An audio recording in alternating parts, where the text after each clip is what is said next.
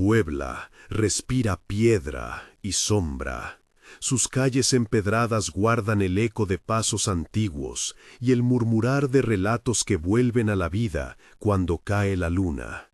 Allí, entre fachadas de cantera y patios que huelen a cera y romero, dos historias caminan todavía, con la lentitud de quien no se atreve a morir. Si te quedas hasta el final, escucharás voces que vienen de generaciones, memorias que muchos prefieren olvidar. Suscríbete si quieres que estos relatos sigan apareciendo. Activa las notificaciones para no perderte ninguno. Y, si conoces alguna historia similar, envíala. Las calles hablan y merecen ser escuchadas. La primera leyenda, la que aún hace temblar a quienes cruzan la avenida 3 Oriente rumbo a la Plaza Antigua, comienza en la casa de don Pedro de Carvajal. Era una casona amplia, con balcones de hierro forjado y un patio central donde las enredaderas trepaban como manos de tiempo. Don Pedro, hombre de estirpe y orgullo, heredó la casa y el apellido. Era viudo y sus nietos llenaban la casa de voces infantiles y panes calientes. Entre ellos jugaba Fernando, un niño de ojos claros que prefería la sombra de las gárgolas a los juegos en la plaza. La casa tenía fama de vieja, de haber visto ya demasiadas historias, y a veces, al cruzar la puerta, se sentía un silencio más denso que el de otras casas. El silencio de la piedra que recuerda. Todo cambió una noche en que la luna subía redonda y un aullido largo rasgó los tejados. Al principio fue rumor, perros que no solían aullar, gallinas calladas, una vecina que dijo haber visto algo con ojos como brasas al borde del camino. Se habló de una bestia que bajaba de las lomas cuando la niebla pegaba a los muros, de cómo, años atrás, en las inmediaciones, había desaparecido un colono y se encontraron huellas de garras en la grava. Don Pedro, como muchas figuras de su clase, trató de contener la inquietud con pomposas cenas y palabras de razón, pero ninguna etiqueta ni banquete detiene el miedo que llega con la noche. La primera amenaza tomó la forma de pequeñas ausencias. Al amanecer, la almohada de Fernando aparecía desordenada. Un zapato, al pie de la cama, no estaba. Don Pedro envió a los criados por los callejones a buscar pistas. Un sirviente volvió con el rostro pálido por el viento que venía del río y con palabras apenas pronunciadas. Se oyó un llanto, señor, y luego un silencio que olía a barro y a hierba húmeda. Los días siguientes, más niños de casas cercanas tuvieron pesadillas que terminaban en gritos ahogados. La plaza se llenó de murmullos y de manos que trazaban cruces sobre puertas. La comunidad decidió no quedarse a la espera. No era la primera vez que la gente rezaba a la puerta de una casa, encendía velas o colocaba palma en los dinteles. Pero frente a algo que olía a bestia y a noche, las oraciones parecían pequeñas embarcaciones en un río bravo. Llegaron cazadores de las afueras, hombres curtidos por la sierra, que hablaban del animal en voz baja, como de un nombre sagrado que no debía pronunciarse demasiado. Entre ellos había un soldado que había servido en campañas y que vivía con la humildad serena de quien conoce el filo de la vida. Su nombre era Mateo. No era hombre de palabras largas, tenía manos callosas, mirada fija y una manera de moverse que evitaba el ruido. Una noche, cuando la luna estaba en cuarto menguante y la niebla colgaba baja, el aullido que rompió la calma fue más cerca que de costumbre. Salieron al patio de don Pedro y vieron, a lo lejos, una sombra que se desplazaba entre los sauces. Sus ojos, dijeron luego los testigos, ardían con un brillo que no pertenecía a ninguna bestia conocida. La criatura se acercó con paso de río, constante, implacable. Los perros se metieron bajo las camas, las mujeres se abrazaron con cruces hechas a mano. Alguien comenzó a entonar un requiem en latín que sonaba a hierro y a viento. Mateo no quiso esperar a que la criatura se volviera dueña de la noche. Tomó una lanza vieja del cobertizo y sin escena de orgullo se adelantó. El encuentro fue breve y violento en la retina, aunque las voces evitaron siempre describir la sangre a libro abierto. Se habló de un forcejeo, de un salto mortal, de un olor a cuero quemado, y luego del silencio que sigue a la pelea cuando todo queda temblando. Había una herida en la lona de la puerta. La criatura había huido, dejándose atrás unas marcas sobre la piedra, como si quisiera que la memoria no se borrara. La comunidad celebró la aparente victoria con un fuego en la plaza. Sin embargo, la celebración fue contenida, como quien aplaude temiendo despertar algo más abajo. Don Pedro había perdido más que un susto, perdió la tranquilidad de su linaje. Fernando, el niño, volvió al hogar, pero ya no jugaba con las mismas risas. A veces, en las madrugadas, decía que recordaba una voz que le hablaba desde debajo de la cama, una voz que le proponía tratos que un niño no debe entender. Sus ojos, antes claros, guardaban ahora un secreto húmedo. La segunda historia es más vieja en rumor y más afilada en lo que tiene de moral, la casa del alfeñique y la nahuala. Se cuenta que en la calle que hoy guarda el número 2011, en la avenida 3 Oriente, hubo una vivienda cuya fachada fue modelada con azúcar y tradición. Las ventanas eran como moldes de dulces, frágiles y bellas. La familia que la habitaba era conocida tanto por su riqueza de pastelería como por su rareza. Teodora, la matriarca, sabía de recetas que se transmitían en voces bajas, y en los corazones de la gente había quien murmuraba que su casa estaba construida con manos que sabían tanto del deseo como del engaño. Teodora era mujer de temple, con manos que amasaban y con una mirada que parecía contar las cuentas de la vida. Su hija, una joven de nombre Cecilia, era amable pero reservada. Caminaba por la casa descalza, con el cabello suelto, como si hubiera aprendido a escuchar la casa antes que a hablar. La fama de la casa del alfeñique creció cuando comenzaron a desaparecer cosas leves. Monedas que ya no estaban, una taza que cambiaba de sitio, pequeños animales que se rehusaban a entrar en la cocina. Al principio fueron sospechas de ladrones, luego de fallas de memoria entre los criados. Y finalmente, cuando una niña del barrio, Matías, que jugaba cerca, no regresó a su casa al anochecer, las sospechas tomaron forma más oscura. La nahuala, así dijeron algunos, usando la palabra que nombra a la mujer que se vuelve animal o sombra, se presentó en relatos con muchas caras. A veces era una anciana que vendía flores, otras una luna femenina que pasaba los techos como si barajara los sueños. En la casa del alfeñique la nombraron con temor, no por superstición vana, sino porque hubo señales demasiado concretas. Un rastro de azúcar en la ventana un día en que no llovió, huellas que no correspondían a pies humanos sobre la terraza, y, sobre una repisa, un muñeco de trapo que había sido cosido con una puntada distinta cada noche. Los vecinos se dividieron. Unos cerraron sus puertas y pusieron palma cruzadas en el umbral.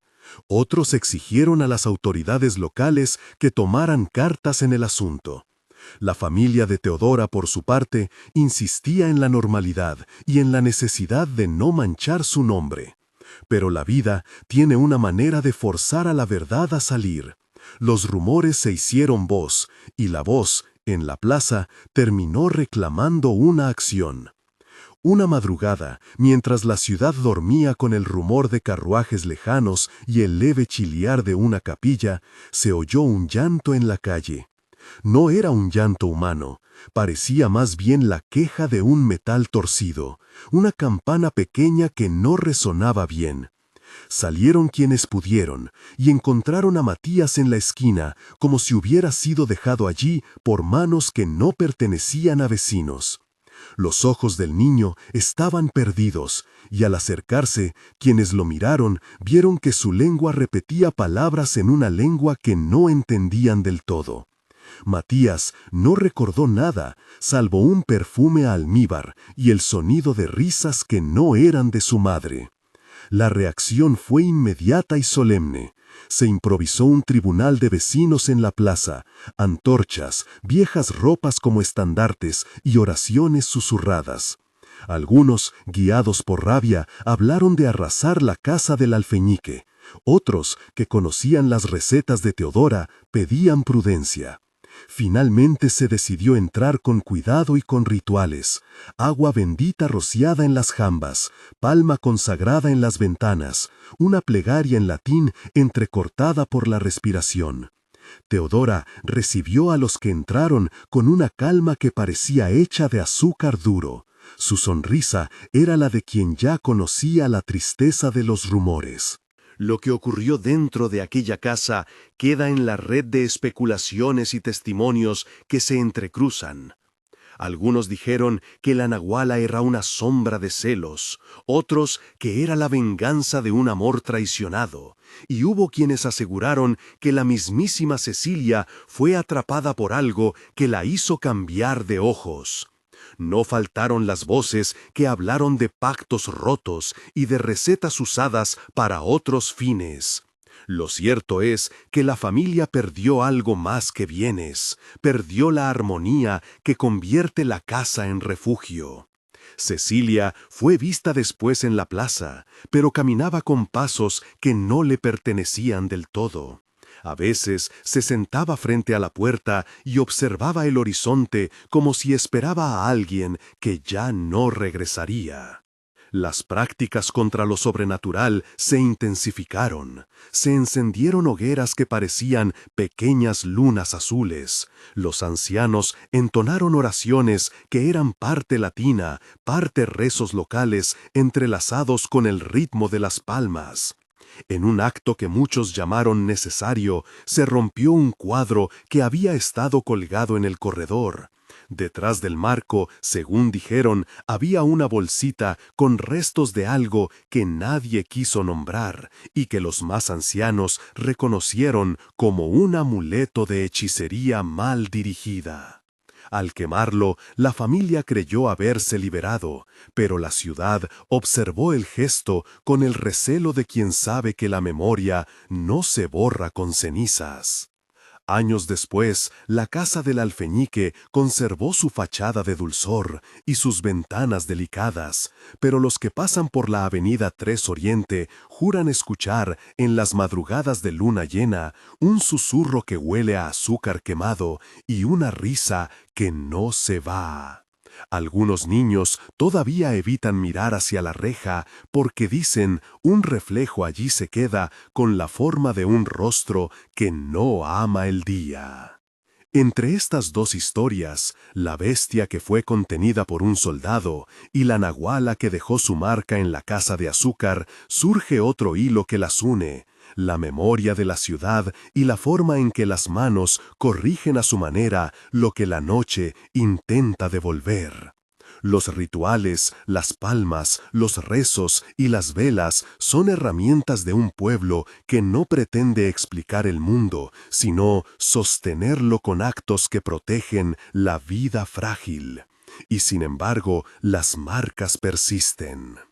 En una de las esquinas más antiguas, junto a la fuente donde los niños lanzan monedas que nunca han de ser reclamadas, vive don Agustín, un anciano que dice haber visto más lunas de las que recomienda hablar. Su voz es un hilo dulce de azahar y humo, y cuando la gente se acerca a pedir su versión, él baja los párpados y abre un cofre de recuerdos en el que no hay fechas, solo casos. Yo vi a Fernando, empezó una tarde, con la calma de quien pesa las palabras. Lo vi la noche que volvió. No se parecía a los otros niños. Tenía el gesto de quien escucha a alguien debajo de la cama. Sus manos se entrelazaban como haciendo nudos en la memoria. No quiero asustar, pero hay cosas que no se dicen para hacerlas desaparecer. Se dicen para que queden guardadas, porque la memoria es una piedra que recuerda por nosotros. Don Agustín habla en primera persona como quien ofrece testimonio sin buscar fama. Sus relatos son puntadas que unen las dos leyendas. Cuenta que, después de la pelea que casi destruye la tranquilidad de don Pedro, la gente empezó a llevar ofrendas a las piedras donde la bestia fue vista, pequeñas cruces talladas en secreto. Y que, tras los sucesos en la casa del alfeñique, más de una madre dejó dulces en la ventana de Teodora, como si con dulzura se pudiera pagar lo que la noche cuesta. A la voz de don Agustín le sigue siempre una pausa, un silencio que no es vacío, sino presencia. Esa pausa es la misma que se respira cuando uno pasa frente a la casa número 2011 o cuando atraviesa el patio de don Pedro.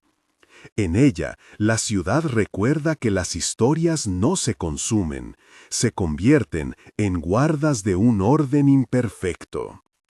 Y sin embargo, en la cotidianidad de la vida hay pequeñas señales de que lo extraordinario sigue rondando.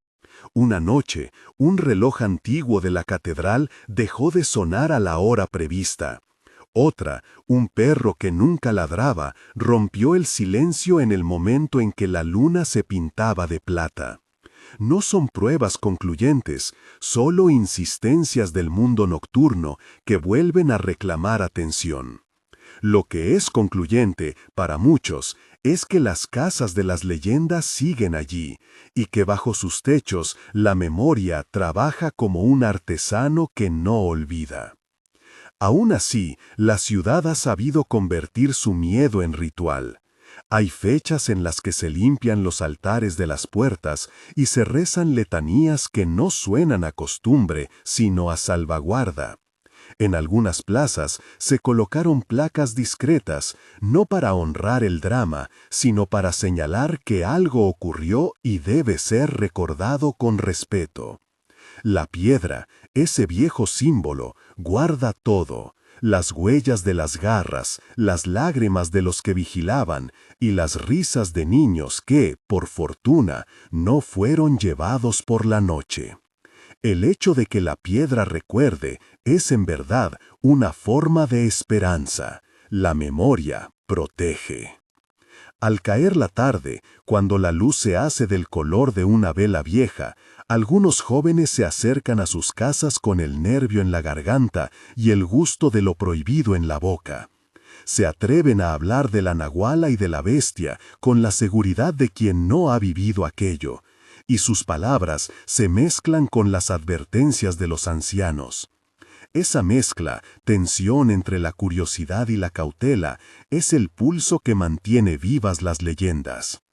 Aún así, faltan piezas en estas historias, preguntas que nadie osa formular en voz alta. ¿Por qué apareció la bestia justo en la casa de don Pedro? ¿Qué buscaba entre las enredaderas del patio? ¿Qué llevó a la nahuala a fijarse en la casa del alfeñique? ¿Y en qué quedó el trato que pudo haber existido? Esas preguntas flotan, sin respuesta, y es posible que nunca las tengan. La ciudad aprende a vivir con ellas, como uno aprende a vivir con una cicatriz que no duele, pero que ahí está para recordar.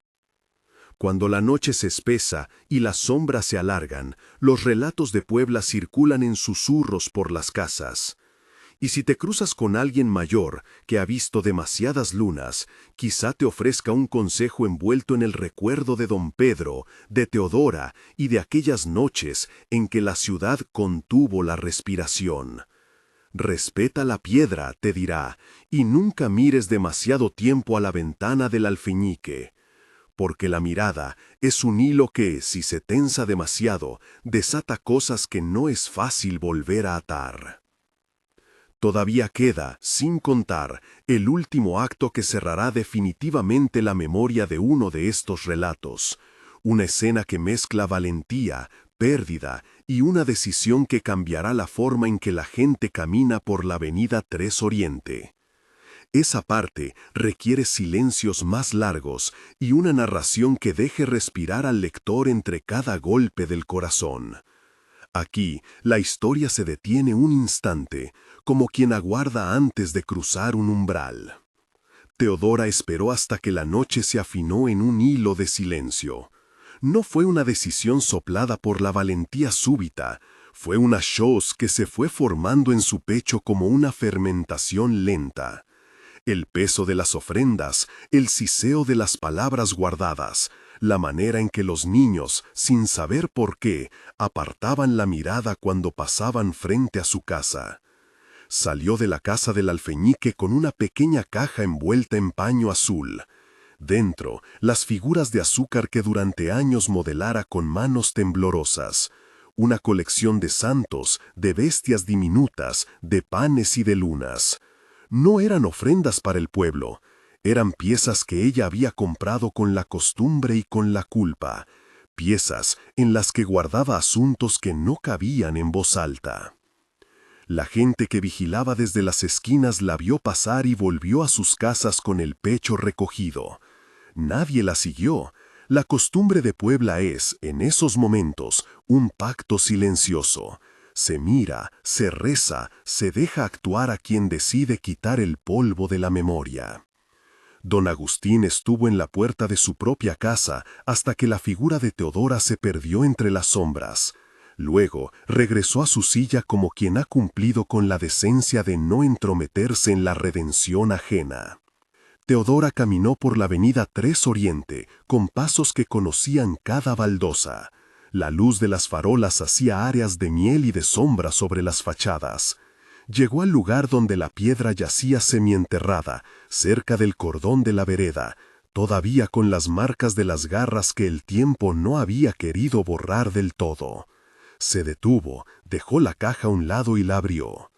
Puso al alcance de la piedra una pequeña figura de alfeñique, una muñeca con ojos de azúcar y una capa hecha de hojuelas cristalizadas. Encendió 3 cerillas, el olor dulzón llenó el aire, y por un instante el pasado se presentó como un perfume persistente. «No pido misericordia», dijo Teodora, y su voz no fue ni temblor ni teatro. «Pido ajuste. Pido que esto termine en lo que yo debo dar». La nahuala se conocía por otros nombres. Algunos la llamaban la que toma por la noche. Otros, la que recoge los olvidos. A ella no le interesaban las palabras humanas. Se acercó como siempre, sin anunciarse, en la forma que cada testigo describía de modo distinto. Para unos era sombra con ojos, para otros un viento que olía a tierra y flores muertas. Esa noche la nahuala llegó con el rumor de cosas antiguas, un hilo de crujidos en los setos y un arrullo que pudo ser el de una voz humana pero desdoblada. Teodora no retrocedió. Si algo tenía la mujer era que conocía el precio de cada palabra. Sabía, por propia experiencia y por rumores que no se doblan, que los trueques con lo nocturno se cobran en moneda precisa. Sacó de la caja la segunda figura, un niño hecho de azúcar, con una sonrisa minúscula. La sostuvo con ambas manos y habló despacio, porque sabía que el intercambio necesitaba claridad. «Toma lo que enmiende lo que hice», dijo. «Llévate lo que me sobra. Yo te doy el nombre que me ata, y con él lo que me queda de recuerdo. Córtalo, llévalo y no vuelvas a rondar las casas que ya pagaron su culpa con ofrecimientos y miedo». La nahuala olfateó el aire, como si las palabras tuviesen aroma. Hubo un instante, un microsegundo que pareció un remanso en el que Teodora creyó ver, en la forma que se inclinaba sobre la figura de azúcar, un gesto que se parecía a la nostalgia. Entonces la bestia habló de un modo que ninguno de los testigos podría haber repetido igual, no por sonidos, sino por la sedimentación de recuerdos que vinieron a los bordes de la memoria de Teodora. Se le llenaron los ojos de imágenes, la caja sobre la mesa de la cocina, su madre atando lazos, una puerta que no quiso abrirse una noche de lluvia. Cosas que no eran solo suyas, sino de otros y que se habían pegado a ella como caramelo. «¿Qué pides a cambio?», murmuró la nahuala, y su voz era como hojas secas. Hubo un instante, un microsegundo que pareció un remanso en el que Teodora creyó ver, en la forma que se inclinaba sobre la figura de Azúcar, un gesto que se parecía a la nostalgia. Entonces la bestia habló de un modo que ninguno de los testigos podría haber repetido igual, no por sonidos, sino por la sedimentación de recuerdos que vinieron a los bordes de la memoria de Teodora. Se le llenaron los ojos de imágenes, la caja sobre la mesa de la cocina, su madre atando lazos, una puerta que no quiso abrirse una noche de lluvia, cosas que no eran solo suyas, sino de otros y que se habían pegado a ella como caramelo.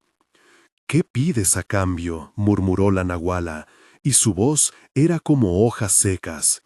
«Que me quites la memoria de mi nombre», contestó Teodora, «que cuando la gente pase por esta avenida no me recuerden con miedo ni con lástima, que me olviden como se olvida una estufa vieja o un colchón que ya no sirve.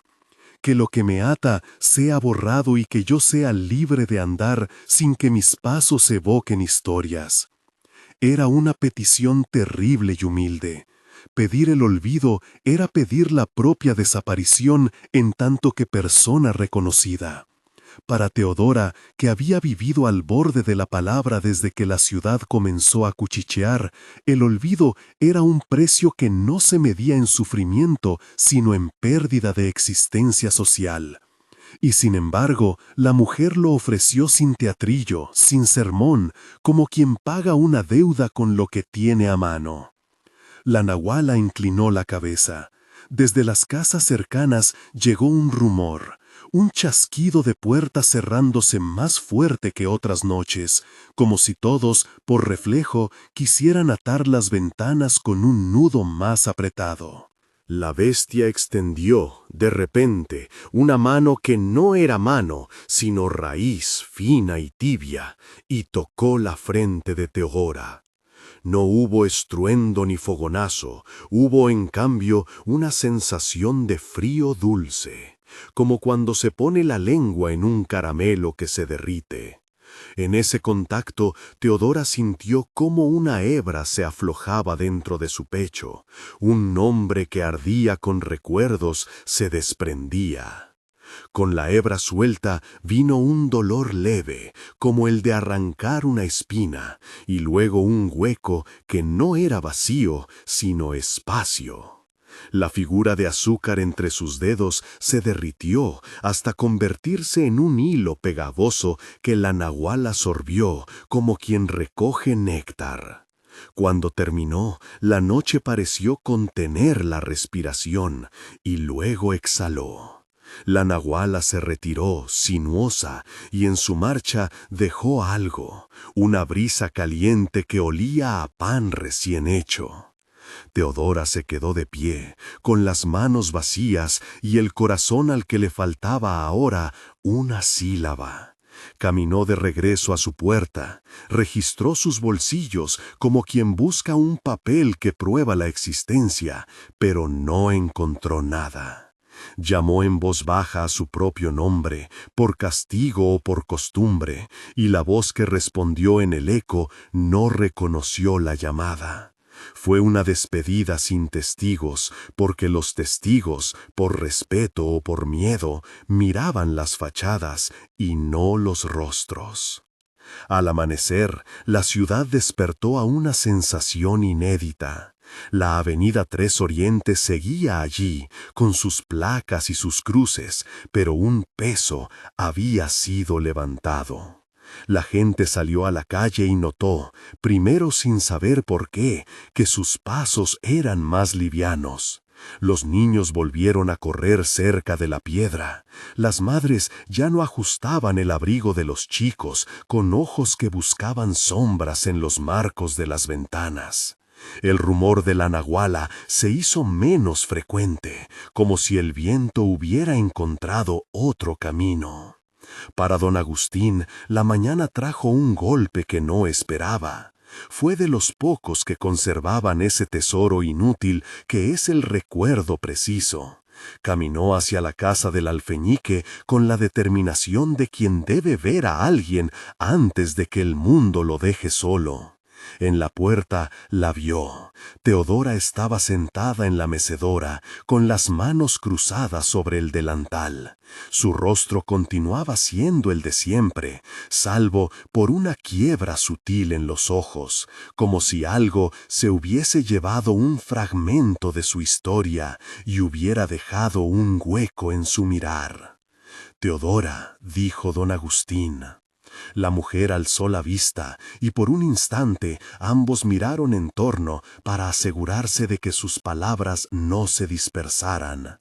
Don Agustín, que había hablado tanto y había guardado tanto, supo que debía ser honesto. «¿Puedo saber?», preguntó. «¿Qué pusiste en la piedra?». Teodora sonrió sin que la sonrisa hiciera ruido. «Lo que no quería ser memoria de pueblo», contestó, «lo que me hacía títere en la ventana. Me di nombre y me fui. No es la muerte, Agustín, es menos espectacular y a la vez más cruel. Es desaparecer de los pejenites, de las canciones de esquina». «No me llamarán, ya no habrá roces de cuchillo en la lengua que me nombren con asombro. Eso fue lo que ofrecí». El anciano aspiró hondo, tuvo ganas de reclamar, de condenar la osadía de una mujer que cambiaba su ser por el alivio de todos, pero sus palabras se quedaron en la garganta. En su lugar colocó, como quien finalmente cumple un deber, una cruz de madera sobre la mesa que contenía la caja ahora vacía. No era un acto de memoria pública, era una señal íntima para ella. Don Agustín sabía que la ciudad había recuperado la marcha normal por una decisión que le pertenecía a Teodora, y que esta clase de soluciones eran, al mismo tiempo, una victoria y una amputación. Con los días, la transformación en la avenida fue sutil y significativa. La gente dejó de mirar con la atención de quien prevé un salto. Había, eso sí, una nueva forma de prudencia. En vez de mirar a las ventanas, se miraban los pies, como si una nueva etiqueta de respeto hubiera entrado en vigor. Se decía en voz baja que ya no bastaba con no mirar las ventanas, ahora había que no preguntar demasiado por las ausencias. La memoria pública, que es un tejido hecho de relatos y de repeticiones, se organizó de otra forma. Menos historias espectrales, más costumbres discretas. Los altares continuaron siendo limpiados en fechas señaladas, no por miedo, sino por agradecimiento más o menos ambiguo. Algunos, sin embargo, no aceptaron la transacción. Un grupo de jóvenes, chicos y chicas, que habían crecido oyendo las historias como quien escucha una advertencia antigua, intentó rescatar algo que no se debía rescatar.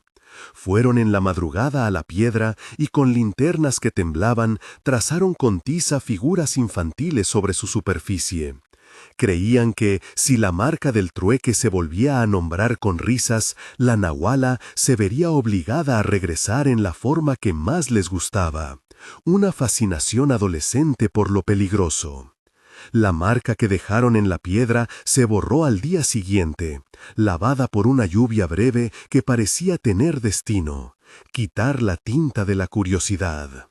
Don Pedro, por su parte, no volvió a ser el mismo de antes. Las noches le dejaron una arruga nueva en la frente, y sin embargo hubo en su tic un alivio que no antes conocía.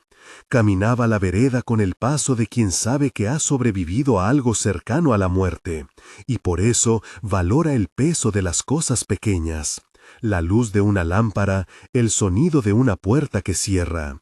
No habló en público de lo que le ocurrió. Nunca ocupó la palabra que reclamaba la ciudad. Prefirió vivir con su recuerdo como con una cicatriz que no duele, pero está presente, y que le recuerda la precaución. En la plaza, unos niños comenzaron a jugar a las carreras en torno a la piedra. Don Agustín, sentado en su banco, observaba y a veces anotaba, en una libreta que nadie vio abrir, fragmentos de la vida que otros olvidaban. Había decidido que si la ciudad se desprendía de ciertos nombres, alguien debía sostenerlos en silencio, no para ostentarlos, sino para protegerlos como quien guarda semillas. Así, cuando en la sobremesa una voz pedía recordar a Teodora en una historia, don Agustín sonreía y contaba algo diferente, una anécdota sobre Alfeñique, sobre cómo el azúcar adquiere forma bajo la mano paciente de quien lo trabaja. No dijo la verdad entera, guardó la parte amarga donde solían encerrarse las deudas. Con el paso de las semanas se notó otra transformación menos perceptible. La piedra, que había sido un foco de atención por sus marcas y por su aura, comenzó a quedar cubierta de hojas, de basura, de polvo. Eso no significó que la memoria hubiera desaparecido, solo que se desplazó a lugares más íntimos, a los altares caseros, a las oraciones susurradas en la penumbra de las cocinas, a los bordes de los sueños. La ciudad aprendió a convivir con su pasado sin convertirlo en la única salida de la imaginación. Pero no todo se cerró con una sola decisión. La nahuala, tal como la contaban los que habían visto algo, no dejó de existir del todo. Los relatos de movimientos raros, un perro que aulla en el momento justo, un reloj que se atrasa, una sombra que atraviesa una calle donde no debería haber sombra, continuaron apareciendo en la noche como pequeños sobresaltos. Eran, para la gente, recordatorios de que el mundo tiene ruidos que no se domestican. La diferencia es que ahora se los miraba con menos susto y más con curiosidad, con la sensación, firme y extraña, de que la ciudad había hecho un trato con el olvido y que en ese trato había algo de nobleza, aunque costara. Una tarde, mucho después de la transacción, un niño dejó en la ventana de la casa del alfeñique un dulce envuelto en papel rojo. No fue una ofrenda ritual, fue un gesto espontáneo, la manera en que la infancia devuelve a la ciudad lo que cree justo. Nadie lo vio, o si lo vieron, fingieron no verlo. El dulce permaneció en la repisa hasta que una brisa lo hizo rodar y caer en el patio, donde un gato lo olfateó y lo desvaneció en un segundo ágil. Aquel hecho se transformó, en la voz de algunos, en una señal. La memoria no se borra con ceremonias ni con regalos, se remodela con gestos pequeños que nadie manda. Don Agustín, al narrar luego esos días, decía que las leyendas no se terminan, se repliegan, que la valentía de Teodora no fue un acto dramático para titulares, sino una costura hecha en la oscuridad para reparar algo que, de otra manera, hubiera seguido pudriendo el aire. No usaba la palabra sacrificio con ligereza, sabía que la decisión de Teodora equivalía a eso y a algo más, a la renuncia a ser mirado como figura de espectáculo, cosa que para muchos resultaba peor que la muerte. Hubo, sin embargo, quien reprochó a Teodora. Una mujer mayor del barrio la acusó de haber cambiado la justicia por conveniencia. ¿Quién paga ahora por los que se perdieron?, preguntó en voz baja, y la pregunta quedó suspendida en la mesa de una cocina donde las manos seguían amasando tortillas como si nada. Nadie supo responderle. La pregunta no admitía consuelo. La última escena que cerró por un tiempo el asunto, porque ninguna historia de la ciudad cierra del todo, fue pequeña y doméstica. Una mañana de mercado, una niña tomó la mano de su madre, y sin poder explicar por qué, la arrastró hacia la casa del alfeñique. Miró la ventana, miró la puerta, y dijo en voz clara: «Esa casa huele a dulces». La madre sonrió con una mezcla de ternura y pena. Miró la casa y no vio espectros. Vio, simplemente, una vecindad con colores desteñidos y una mujer que había salido del rumor. Fue un momento en que la ciudad entendió que la presencia y la ausencia comparten el mismo terreno, y que ambas pueden ser, a su modo, formas de cuidado. Quedaban preguntas sin responder. ¿Por qué la nahuala apareció en la casa de don Pedro? ¿Qué buscaba entre las enredaderas? Si el trato con Teodora había acabado definitivamente con la costumbre de la bestia o solo la había desviado. Esas preguntas, como piedras lanzadas a un río, hicieron círculos que se iban extinguiendo. La gente aprendió a vivir con ellas. Aprendió también una lección más íntima, que hay actos que se hacen para proteger a los otros, aunque el precio se pague con la propia sombra. Y sin embargo, porque las certezas no son patrimonio de nadie, en una noche de luna menguante, alguien juró haber visto de nuevo en el parque cercano a la catedral a una figura que no parecía figurar entre los vivos ni entre los muertos. Se acercó a la piedra y dejó sin pensarlo una pequeña cruz tallada con un cuchillo de cocina. No fue un homenaje, fue un gesto torpe de agradecimiento.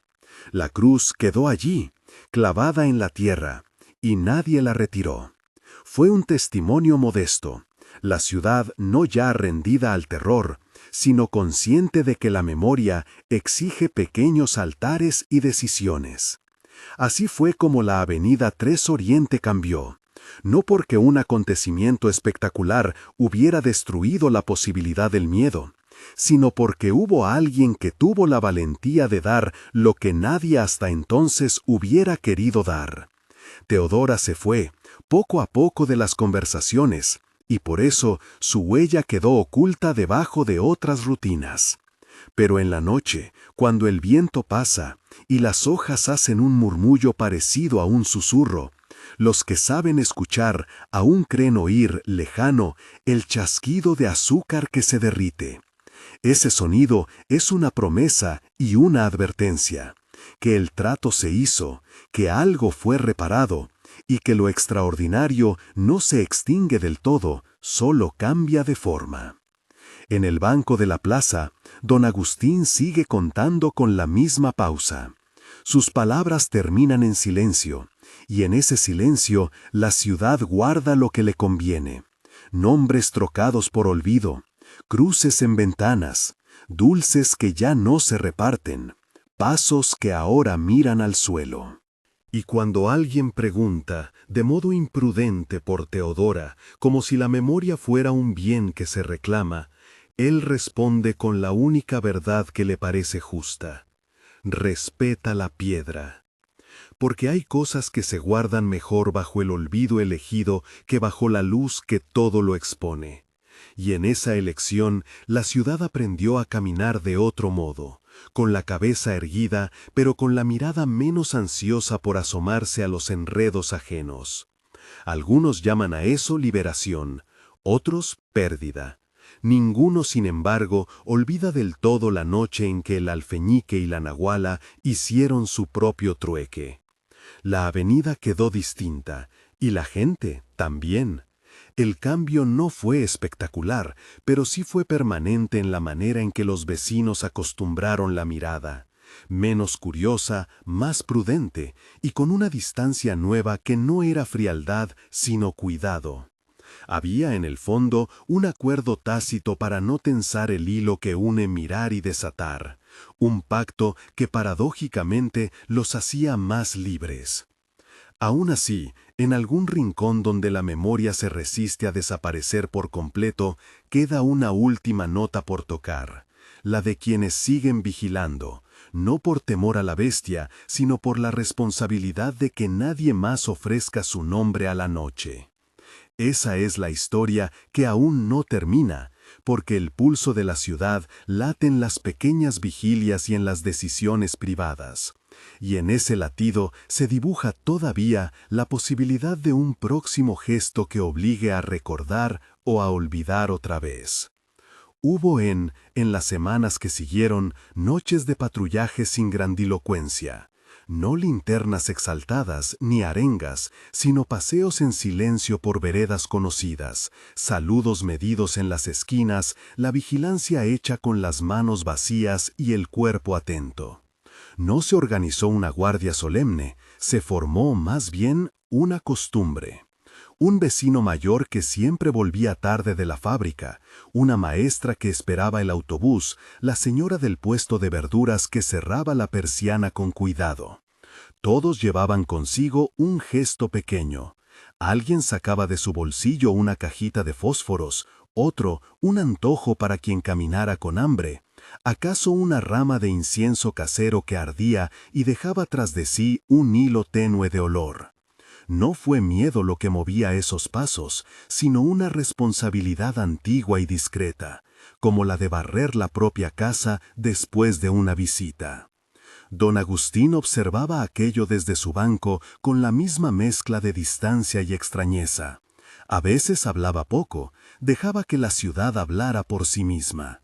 Otras contaba historias diminutas para quien se sentara a su lado. Una versión abreviada de los nombres, de las noches de lluvia y de azúcar. No explicaba la nahuala ni la casa del alfeñique, prefería decir que hubo una cosa que se pagó y otra que se guardó. Sus oyentes, satisfechos con la economía de sus palabras, apartaban la vista hacia la avenida y aprendían a no preguntar demasiado. Esa prudencia no impidió que llegaran nuevas preguntas, pero las preguntas se volvieron, con el tiempo, prácticas más que obsesiones. ¿Quién cuidaba a los niños en las noches en que los padres trabajaban? ¿Cómo leer una llamada que sugiere inquietud sin convertirla en rumor? Mucho de lo aprendido fue de manual cotidiano. Encender una lámpara en la ventana, caminar de dos en dos, enseñar a los pequeños una canción que sonara a antídoto. La canción no mencionaba monstruos, hablaba de faroles, de gatos y de vueltas a casa. Su eficacia no se medía en la ausencia absoluta del peligro, sino en que, cuando ocurrió algo, hubo ojos para verlo y manos para responder. Una madrugada de lluvia fina, cuando la ciudad estaba aún envuelta en su costumbre de no interrumpirse, la señora Pilar, la que vendía pan en la esquina, encontró sobre el quicio de su puerta una bolsita atada con un hilo verde. Dentro había un trozo de papel arrugado y envueltos en él 3 pequeños alfeñiques. No eran los dulces de antes. La forma estaba imperfecta, como si alguien los hubiera hecho deprisa, a tientas. Pilar los miró, los olió, y creyó reconocer una fragancia que le recordaba a la casa del alfeñique, manteca, canela y algo más, difícil de nombrar, parecido a la memoria. Al día siguiente, sin que nadie lo hubiera anunciado, varios vecinos se acercaron a la puerta de Pilar. Nadie dijo quién lo trajo, nadie creyó necesario indagar. Se trató, más bien, de un reconocimiento tácito. El gesto había sido un aviso, o un regalo, o una prueba. Daba igual. Sacaron de sus bolsas pequeñas ofrendas, un pañuelo, un poco de café, una vela, y juntos dejaron las cosas en una mesita improvisada frente al puesto. Nadie recitó oraciones, no hizo falta. Lo que siguió fue un silencio vertical, un asentimiento colectivo que cerró la mañana. Esa escena, la mesita con objetos humildes, la gente regresando al trabajo con los ojos un poco más suaves, se convirtió en el tipo de imagen que no se cuenta en voz alta en las tertulias. Se convirtió en algo que se mira de reojo y se guarda. Para quienes habían sido testigos directos de los hechos más intensos, la sensación era de alivio cauteloso. Para los más jóvenes, era la primera lección. Cuidar no es enfrentar siempre, A veces es crear un espacio donde el peligro pierde su poder de sorpresa. No faltaron, sin embargo, los que se resistían a la calma. Un hombre que hacía de taxista proponía desde su puesto que se reforzaran las puertas con clavos. Otro, un adolescente, guardaba en su bolsillo un cuchillo por si acaso. Esa tensión entre la prudencia colectiva y la inquietud individual se volvería en ocasiones motivo de discusión en las verandas. «Hay que vigilar más», decía uno. «Cuidar no es armarse», respondía otro. Fueron debates sin resolución total, pero productivos en su manera de ordenar la acción. Nadie quería que la ciudad se militarizara, pero todos deseaban que la vulnerabilidad estuviera acompañada.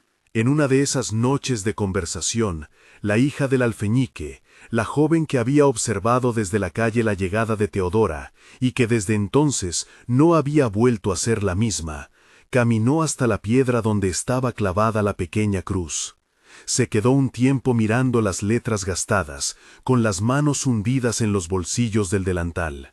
No lloró, su gesto fue otro. Dejó sobre la cruz un pedazo de papel donde estuvo escrito un nombre, y debajo una frase que nadie más leería.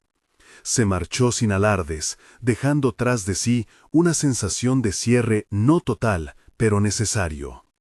La ciudad aprendió, poco a poco, a nombrar esa clase de gestos: las vigilias, las pequeñas ofrendas, las canciones para los niños. Alguien llamó a todo aquello la política de lo pequeño, y la etiqueta hizo fortuna entre quienes buscaban maneras no combativas de protegerse. Con el tiempo, el término se usó hasta en conversaciones sobre la limpieza de los parques o el reparto de la luz de las farolas. Si algo debía cambiar, se haría con pasos discretos y con participación de los otros. Aún así, la memoria preservó un rincón para lo inexplicable. A veces, en noches de viento, el rumor regresaba. Una figura que pasaba delante de una casa, un chasquido leve en la penumbra, un dulce dejado sobre un banco que nadie reclamaba. Las historias que entonces se contaban no pretendían resolver lo insoluble, buscaban más bien recordar que había cosas que no demandaban un final, sino una manera de convivir. Y así, entre el cuidado práctico y la ternura contenida, la ciudad fue urdiendo su vida. La última escena que, por ahora, dio un matiz definitivo a eso que dilataba la memoria, ocurrió cuando un niño de 7 años, llamado Manuel, apareció en la esquina de la plaza con una bolsita de alfeñiques. No lo hizo como tributo ni como acto de valor. Lo llevó porque su madre le pidió que llevara algo a la señora Pilar por ayudarles con las facturas de electricidad. Manuel puso la bolsita sobre la mesa, miró a la gente y dijo, con una inocencia que desarmaba: «Traje esto porque huele rico». Nadie se rió, muchos sonrieron. Don Agustín, desde su banco, aplaudió con la mano pequeña que le quedaba libre y murmuró, para nadie y para todos: «Respeta la piedra». En la plaza, la cruz tallada seguía clavada en la tierra. A su lado, nuevos pequeños altares aparecían y desaparecían, como quien prueba caminos. Unos dejaban monedas, otros una flor, otros otra bolsita de dulces. Y cada uno de esos actos, por mínimo que fuera, reafirmaba una lección: que la vida en la ciudad no depende únicamente de lo que sucede en los grandes gestos, sino de la suma de los gestos pequeños, de la paciencia con que se cuidan los nombres y las sombras. Cuando el viento trae consigo el rumor del azúcar que se derrite, nadie interpreta el sonido de la misma manera. Hay quienes lo escuchan como promesa, otros como aviso, y algunos más como recuerdo simple. La diferencia ya no está en la interpretación, sino en la respuesta. Unos miran hacia la calle con curiosidad, otros encienden la luz y llaman a un vecino. Pocos, los menos, se asoman a la ventana con la intención de saber demasiado. En ese abanico de reacciones se sostiene, finalmente, la ciudad, en la diversidad de su prudencia. La historia no concluye aquí. Lo que sigue acontece en noches que aún no han sido contadas, en pasos que se darán con discreción, en manos que decidirán si ponen una vela o cierran la puerta. Pero si alguien pregunta ahora mismo por Teodora, Don Pedro o la Nahuala, la respuesta más honesta que puede darse es la misma que repite don Agustín, con una voz más pausada que antes. Respeta la piedra. Y en la plaza, bajo la luz mortecina, la cruz pequeña sigue ahí, sosteniendo, en su silencio, el convenio secreto entre la memoria y el olvido. Un día de otoño llegó una nota al ayuntamiento. Un grupo de personas proponía que la cruz fuera trasladada, para protegerla, a un espacio cerrado donde se conservaran los objetos antiguos. La propuesta venía con mapas, fechas y la palabra que las cosas civilizadas usan para justificar gestos discretos pero definitivos: restauración. Se decía que la cruz, expuesta a la intemperie, podría deteriorarse, que el sitio sería más seguro, que la historia merecía un lugar propio. Las palabras llegaron como una lluvia fría para algunos. Para otros fueron apenas un trámite más, algo que se discutía entre papeles y voces con corbata. La noticia, sin embargo, se abrió paso por la ciudad como un agujero por donde entró el viento. Y allí donde el viento pasa, las decisiones pequeñas suelen revelar lo que en verdad se piensa. No se organizó un mitin ni se colgaron pancartas. Los que habían aprendido a cuidar de modos menos ruidosos se reunieron con cierta gravedad en las esquinas, como quien decide algo que le pertenece a todos. Luz, la hija del alfeñique, vino a la plaza con las manos llenas de bolsitas de papel encerado. Las ofreció a quien se acercara. Dulces, dijo, y dejó una en el banco junto a la cruz, sin más palabra. Manuel, que ya no era el niño de 7 años, pero aún conservaba aquella mirada franca, apareció con una caja de tizas y dibujó sobre el empedrado pies que apuntaban hacia la piedra donde la cruz estaba clavada. Otros dejaron poemas escritos en servilletas, monedas que no valían por su metal, sino por la intención con que fueron depositadas. Las autoridades invitaron a hablar. Vinieron personas que hablaban de conservación y de procedimientos, y llegaron señores y señoras acostumbrados a ordenar las cosas en pequeñas listas con casillas por marcar. Hablaban con medidas y con fechas, y su tono era el de quienes creen que el trato correcto es el que arregla, empaqueta y guarda. Frente a ellos se plantó don Agustín, agarrando con la mano libre el bastón que ya casi no necesitaba para avanzar, y dijo despacio, mirando a cada uno como si enumerara los nombres de su propia familia: «No se trata de madera ni de clavos. Hay cosas que no se meten en vitrinas porque respiran donde están».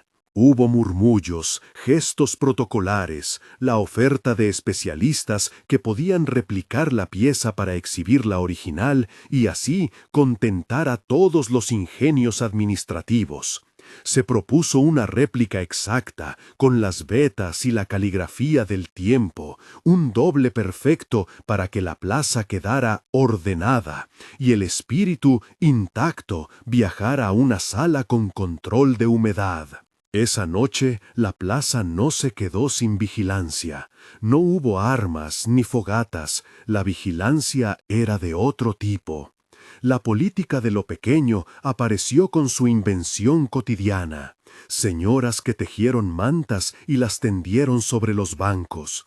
2 muchachos que se turnaron para barrer alrededor de la cruz. Una mujer que llevó un termo con café y lo dejó junto a la piedra para quien quisiera calentarse. Y por supuesto, los alfeñiques, que llegaron en tandas a cada pocos minutos como si la ciudad recordara su propia manera de rezar. Mientras tanto, quienes querían el traslado insistían en la lógica de la protección.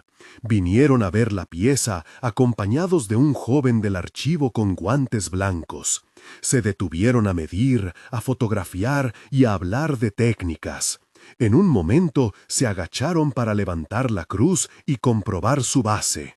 La cruz no se movió, no porque estuviera clavada más fuerte que antes, que también, sino porque un niño se meció delante de ella con una bolsita de caramelo en la mano y dijo, con solemnidad que nadie esperaba, «Déjala donde quiera estar». La escena fue, desde el punto de vista de la administración, inofensiva.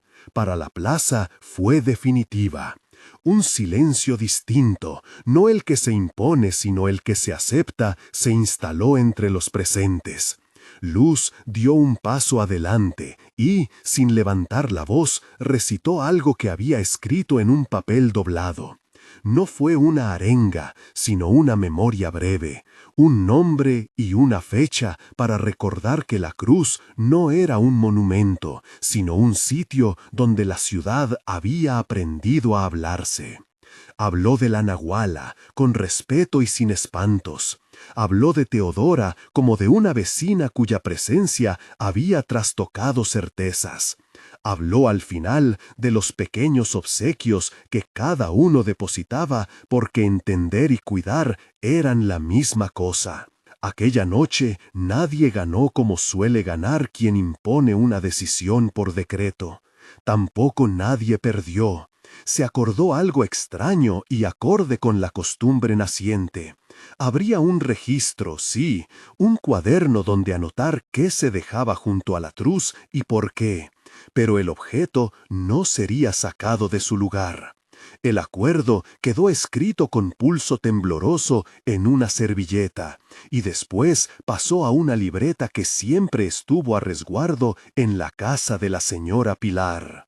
La actitud administrativa, contrariada y partícipe a la vez, se acomodó.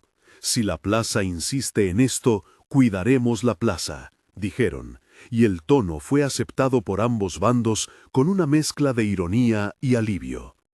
Los días siguientes trajeron un ritmo nuevo. La cruz siguió siendo aquello que había sido, piedra, madera, un nombre apenas visible tallado en la base. Pero alrededor, la ciudad inventó rituales pequeños, con la precisión de quien no quiere ser grandilocuente. Cada domingo, alguien encendía una vela. Entre semana, una persona distinta se sentaba un rato junto a la piedra y en voz baja le leía algo. Una carta, el cuento de un amigo, una lista de compras, a veces una canción que nadie recordaba con la exactitud necesaria. Las ofrendas variaban según las temporadas. En primavera, flores con tierra. En invierno, mantas. En días de tormenta, un paraguas olvidado tendido como una promesa. En las fechas que nadie sabía precisar, sobres con monedas para quien viniera en la noche. Manuel aprendió a escuchar los matices de esos gestos. Dejó de dibujar pies con tiza en el empedrado y, en cambio, empezó a escribir pequeñas notas en los bordes del banco donde don Agustín se sentaba. No escribía para que todos las leyeran. Eran mensajes dirigidos a la ciudad como si fuera una sola persona. «No te comas la noche», puso una vez, y debajo dibujó una galleta. Luz, que trabajaba ahora en la panadería del barrio, dejó un día un alfeñique con una nota dentro. «Para quien espere sin hacer ruido». Nadie supo a quién iba dirigida, pero todos la entendieron.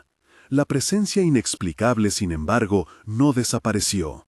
Hubo una noche en que una mujer que volvía a su casa vio, al pasar por la plaza, a una figura con un chal que le cubría la cabeza. La figura pasó frente a su casa y dejó sobre el umbral una bolsita de alfeñiques. Al día siguiente la mujer contó lo ocurrido, pero, como en tantas otras ocasiones, nadie trató de probar la existencia de aquello que no exige prueba.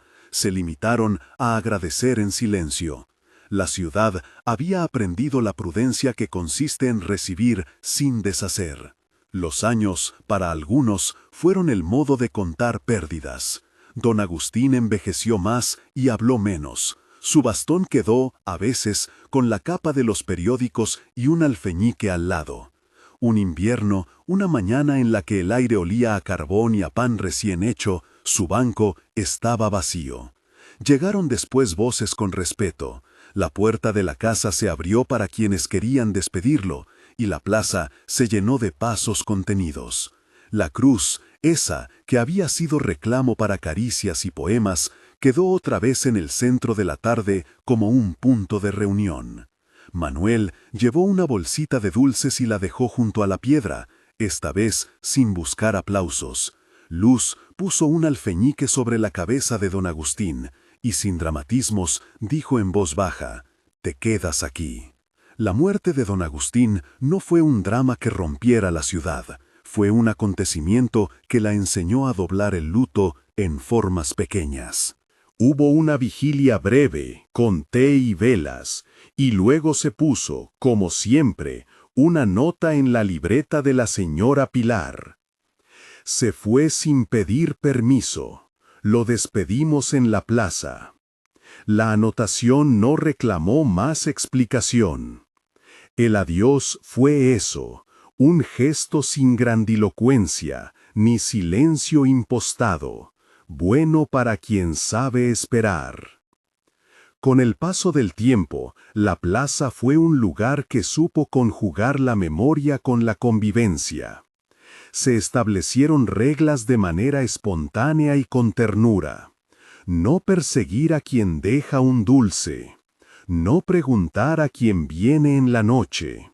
Respetar el banco de don Agustín, aunque ya no se sentara nadie en él. Limpiar con cuidado las ofrendas que se deshacían. Los más jóvenes, los que antes habían sido adolescentes con tizas, llevaron a sus hijos para mostrarles cómo se hace. Se coloca, se mira, se agradece. Y cuando les preguntaban por Teodora, por la Naguala o por el nombre que alguna vez alguien había escrito en un papel, contestaban con la misma frase que había confirmado don Agustín tantas veces: «Respeta la piedra». No porque la frase fuera una explicación, sino porque funcionaba como un modo de habitar lo que no se entiende.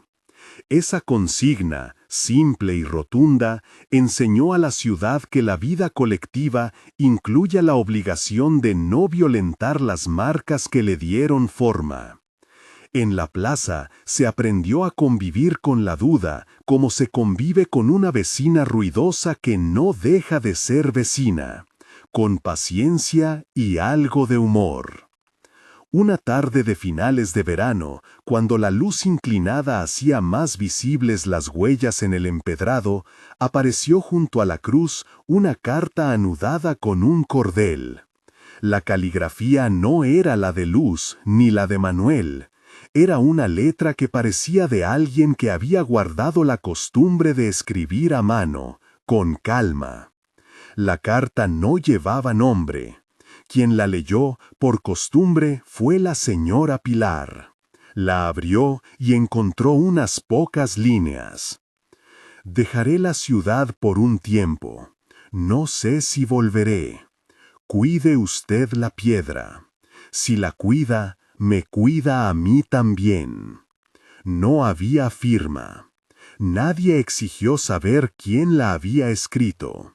La gente sonrió como se sonríe ante un enigma que no pide respuesta. Algunas manos, sin decir palabra, dejaron junto a la carta una ronda de dulces, como si ofrecieran un camino de regreso. Al caer la tarde, cuando las ventanas se encendieron y las farolas comenzaron su guardia, algo sucedió en la esquina opuesta. Un ruido, leve como un chasquido de azucarillo, recorrió la calle. Algunos se detuvieron, otros continuaron, con la certeza de que hay ruidos que no buscan atención. Luz recogió la carta y la guardó en la libreta de la señora Pilar. Manuel llevó la caja de tizas a un lugar donde los chicos pudieran alcanzarla. En el banco, junto a la cruz, alguien encendió una vela pequeña y dejó una bolsita con alfeñiques. Esa noche la ciudad volvió a su ritmo, con la certeza de que no todas las ausencias piden ser resueltas. Muchas merecen ser respetadas. Y así, entre murmullos de quienes pasaban y el perfume de azúcar que a veces el viento traía, la cruz siguió clavada en la tierra, sosteniendo en su silencio el pacto que la gente había elegido: cuidar lo que no necesariamente puede explicarse. La política de lo pequeño no cerró debates ni abolió preguntas. Lo que hizo fue ofrecer maneras para responderlas sin escisión. Se aprendió a poner nombres a los gestos: vigilancia sin armas, memoria sin vitrinas, cuidado sin espectáculo. Y en cada nombre había siempre la misma enseñanza humilde, repetida por quienes quedaron y por quienes volvieron de tiempo en tiempo: respeta la piedra, porque en la plaza, más que un objeto, había un lugar donde la ciudad podía encontrarse consigo misma y decidir una vez más cómo quería ser. La noche se cerró con el canto de una mujer que pasaba por la plaza. Nadie la reconoció. Su voz era clara y nada dramática. Cantó algo breve y se marchó. En el suelo quedó una hoja de papel con apenas una palabra escrita: gracias. Nadie la reclamó. Muchos la leyeron y sonrieron. Unos cuantos depositaron, sin hacer ruido, otra bolsita de alfeñiques. La historia, como siempre, continuaba. Pero en aquel pedazo de piedra hundido en el centro de la plaza, la ciudad había encontrado una manera de responder a lo que nunca tuvo una explicación completa: poniendo atención, haciendo ofrendas pequeñas y aprendiendo a convivir con lo que no pide ser descubierto del todo. Y en la plaza, bajo la luz mortecina, la cruz pequeña seguía ahí, sosteniendo en su silencio el pacto secreto entre la memoria y el olvido.